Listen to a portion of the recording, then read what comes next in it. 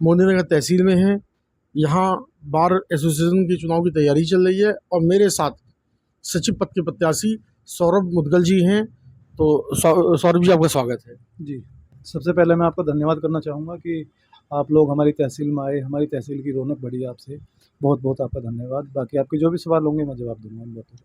अच्छा सौरभ जी, ये जो आप यहाँ प्रत्याशी बने हैं सचिव पद के, तो ये आपका पहली बार है या इससे पहले भी आप चुनाव लड़ चुके हैं? नहीं, जैसा कि आपने मुझसे पूछा, ये प्रश्न किया कि मैं प्रत्याशी पहली बार ही हूँ या इससे पहले भी लड़ चुका हूँ।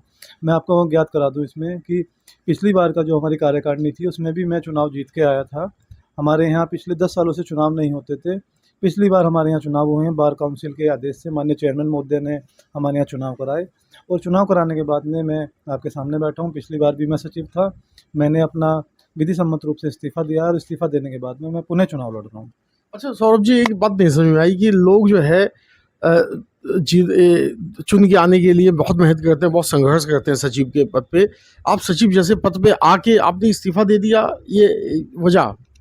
इस्तीफ़ा देने का वजह मेरा ये है क्योंकि मैं यहाँ 2019 से बैठ रहा हूँ और तहसील स्थापित हुए हैं करीबन 20-25 वर्ष हो चुके हैं। हम लोग मतलब इतना पीछे जा चुके हैं, हम लोगों के पास आज भी छोटे-छोटे बहुत से ज़िले हैं उत्तर प्रदेश में, हर जगह वकीलों के पास बैठने के लिए बार रूम है, पढ़ने के लिए लाइब्रेरी है, मतलब सारी मूलभूत जो भी सुविधाएँ हैं वहाँ मिल रही हैं। पर तहसील ज़िला गाज़ियाबाद में स्थित है हमारी मोदीनगर तहसील, पर आज भी हमारे पास बार रूम, लाइब्रेरी जैसी सुविधाएँ हमारे लिए उपलब्ध नहीं हैं। और इन्हीं समस्याओं को दूर करने के लिए मैंने पुनः एक बार अपनी जो हमारी टीम है बार एसोसिएशन मोदीनगर में, जो हमें समर्थन देती है, जो हमें चुनाव लड़ाती है, जो हमारी एक कम्युनिटी है, उसने पुनः मुझसे इस बात को कहा कि भाई अभी ये मूलभूत समस्याएँ रह गई हैं। पिछली बार 2 समस्याएँ थी, जैसे कि तहसील में चुनाव ना होना पिछले 10 वर्षों से, हमारे कार्यकाल में पिछली बार चुनाव भी हुआ है। और एक बहुत ही ज़्यादा थोड़ी-सी मैं कहना नहीं चाहता हूँ, लेकिन आपने पूछा तो मुझे बताना चाहिए इस बारे में।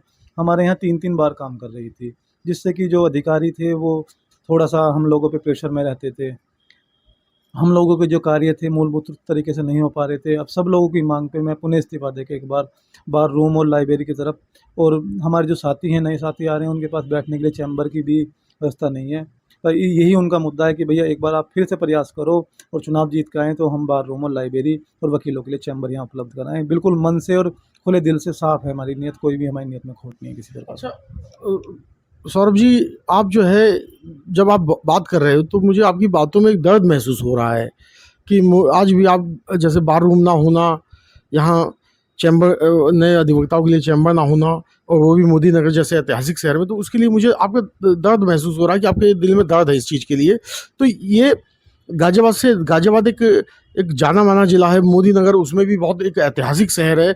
उस यहाँ ऐसी क्या वजह रह गई कि यहाँ पे बार रूम नहीं आ पाया, ये चैम्बर नहीं बन पा रहे हैं और जो है तहसील पीछे चली जा रही है, तो इसकी वजह क्या रही है? जहाँ तक मुझे लगता है, ये जो वजह आप मुझसे पूछना चाह रहे हैं कि किस कारण से हम लोग आज भी पीछे हैं, तो उसका एक स्पष्ट कारण यही है, यहाँ पे थोड़ा-सा हम लोगों ने आज तक अपनी तरफ ज़्यादा ध्यान दिया, अपने जो साथी हैं उनकी तरफ ध्यान नहीं दे पाए हैं हम लोग। थोड़ा-सा हम लोग राजनीति का शिकार होते चले गए कि भई कभी इस बारे में जाना, कभी उस बारे में जाना। अब हम उस परिपाटी से काफ़ी दूर हो चुके हैं, अब हम केवल एक ही बार है और एक ही बैनर है, बार एसोसिएशन मोदीनगर। तो आप बिल्कुल निश्चिंत रहिए, हम इस तरफ बहुत ज़्यादा प्रयास कर रहे हैं। मैंने पिछली बार भी मैंने चिट्ठी के माध्यम से माननीय जिलाधिकारी महोदय, माननीय एडीएम महोदय, मैंने आगे तक मुख्यमंत्री जी तक भी मैंने चिट्ठी लगी हैं कि हमारे पास यहाँ बार रूम नहीं है बैठने के लिए। एक वादकारी भवन है जिसकी स्थिति बहुत ज़्यादा दयनीय है, जैसे मुरादनगर में शमशान घाट गिरा था, ऐसी कभी भी वो गिर सकता है। तो मैं पिछली बार भी प्रयासरत था उसके लिए, पर हमें थोड़ा समय कम मिल पाया, थोड़ा-सा आपसी खींचतान, थोड़ा-सा अधिकारियों के साथ में खींचतान, तो जिस वजह से हमारा ये कार्य पूरा नहीं हो पाया। और मैं आपको विश्वास दिलाता हूँ, अगर इस बार जनादेश मुझे मिलता है तो मैं अपने सभी साथियों के लिए, जो युवा साथी हैं उनके लिए चैम्बर का निर्माण भी हम लोग कराएँगे मिलकर सहायता से। प्रशासन की सहायता इसमें सबसे ज़्यादा मस्ट है, प्रशासन से हम सहायता लेंगे। प्लस मैं आपको बता दूँ, मैं 2018 वर्ष में गाज़ियाबाद बार में भी पद पे रह चुका हूँ, मैं वहाँ पे सह सचिव रहा हूँ, मैं वहाँ भी चुनाव लड़ा था और मैं वहाँ पे 600 वोटों से चुनाव जीत के आया था। इस बार जनादेश अगर हमें मिलता है तो हम यहाँ बार रूम, लाइब्रेरी और चैम्बर बिल्कुल बनाएँगे, पक्के तरीके से बना के देंगे अपने साथियों को। अच्छा, मैं अब आपको, वर्तमान चल रहा है, मैं भविष्य में आपको ले चलता हूँ।